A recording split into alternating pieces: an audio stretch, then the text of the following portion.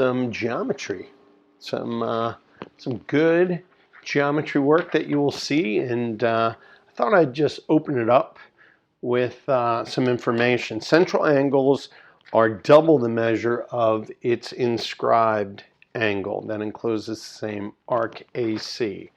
So you see that both angles share the arc AC, and the inscribed one that goes to the center, or sort of the central angle, and the inscribed one are going to have a relationship.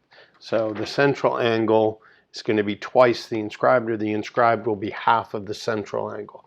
I like half the central angle is how I always looked at it. So when we see question number 1, if this is my inscribed angle, then I know that my central angle is going to be twice that. So I know that x is going to equal 48 degrees.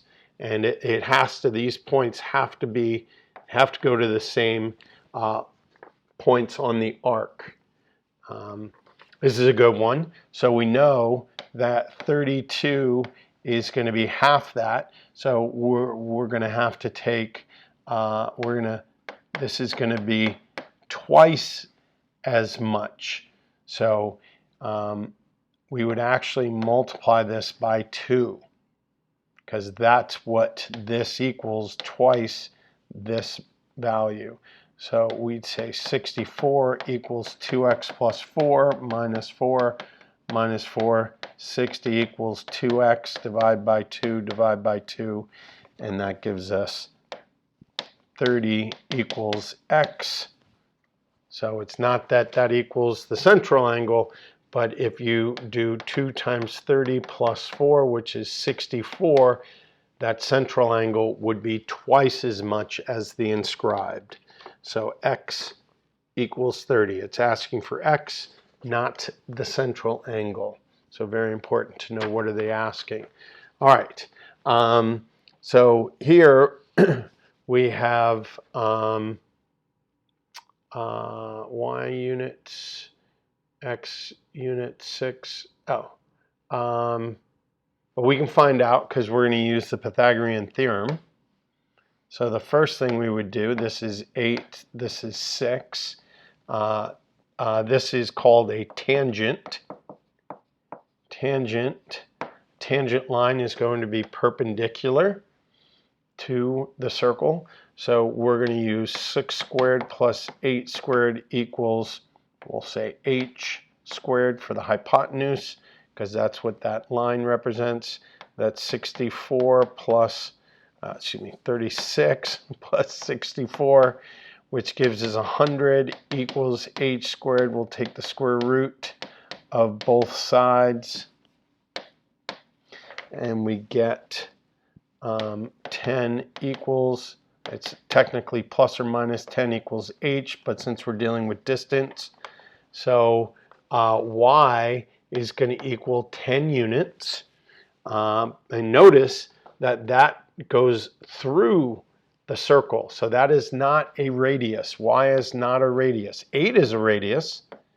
So if 8 is a radius, it wants to know this distance, which looks like the diameter. So that's going to be 16.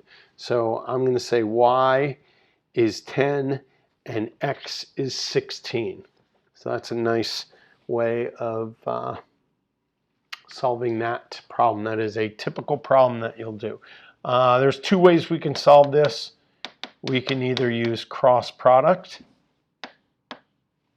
So cross product says any equivalent fraction, the product across diagonally should always be equal. The products of 2 and x should be equal to the product of 1 and 8. 2x equals 8 divided by 2, x equals 4. That's one way of solving this. The other way is we also know that all fractions are proportional. So we go from the smaller to the larger, or from the known, well, smaller to the larger I like, and we go, so that's going to be times 4, that's going to be times 4, and so x is equal to 4. Either way is okay. of figuring these out. I see we're going to multiply that by 3, so we'll multiply the 4 by 3. Y equals 12. That's the easiest. And well, that's an interesting one. So I'm going to use cross product. 1 times 32 equals 2 times w squared. So 32 equals 2 times w squared. Let's divide by 2, and we get 16 equals w squared. Take the square root. Take the square root. That's again plus or minus. Excuse me, square root of w squared. Whenever we take the square root of any variable being squared, and 16 is a perfect square, so we get plus or minus 4 is for w. You can write plus or minus 4, or you can write it as negative 4, 4. Either way is fine. High school, you're typically going to see plus or minus. Okay, so that's worksheet number 13, some geometry things.